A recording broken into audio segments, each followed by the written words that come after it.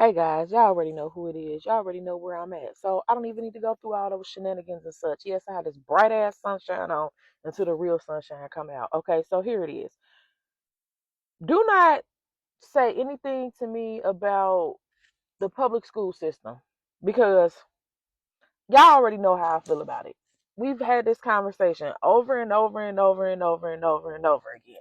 If it works for you, that's great. If that's your only option, much power to you. I've already been through it. I'm 43 years old. I'm gonna tell you like this: if it was not for Mr. Nordite and the charter school that I went to, I would have got my GED and I would have moved on with my life. Public schools was not for me, and I see why it wasn't for me. Knowing what I know now about myself, had I known that as a teenager, I probably would have dropped out in the 10th grade. Just being honest, I would have dropped out of the 10th grade, studied for the GED, and been on, moving on with my life. Probably would have been a better option for me. But being what, being that, or knowing that, whatever the case is, I'm lost for words. Knowing what I know about myself now, I understand why children struggle the way that they struggle because there's no one there to motivate them. There's no one there to help them navigate and nurture them. And if it is, it's very few that can do that effectively. It's very few that have mastered their own emotional capacity. It's very few that have mastered their own mental capacity.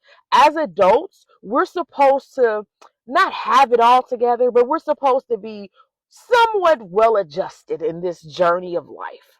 And many of us are still trying to figure it out. Not saying there's nothing wrong with it.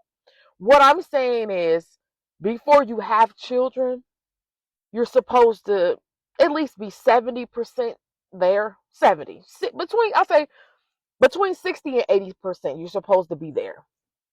And a lot of us are struggling at the 35 mark. And I can attest to that. I'm guilty. Because sometimes you don't realize that you don't have it somewhat figured out or halfway figured out until you have children. And then as you are incubating the children, that's when all these things come up. That's when all these issues come up.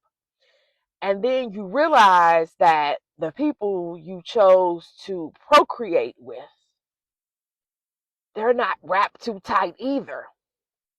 So now you create more unstable humans. So you're unstable. You got with another unstable person, and now you're creating more unstable humans. So now whoever decides that they're going to be the primary custodial parent is left to pick up all these pieces of unstableness in the midst of trying to get their own mental, emotional, social issues together. So you're trying to juggle all of this while working, while adjusting. This is a lot. And you're trying to manage all this without calling 988. I said 988, not 911, 988. And then a lot of times you may need to call 911. Hopefully you don't need to call anybody, but maybe a therapist to help you juggle and navigate things. Because in the midst of juggling things, you realize that the bowling ball is kind of heavy. The books are kind of heavy. Your brain is kind of heavy. The emotional trauma is heavy. I'm saying all this to say this. You guys know how I advocate.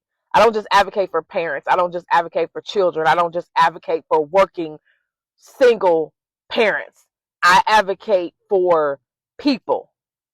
And I'm very selective about the words that I use. I'm very intentional about the words that I use because there's a lot of us on this journey that are healing. There's a lot of us on this journey of being parents that are attempting to get it together because of the trauma that we've gone through.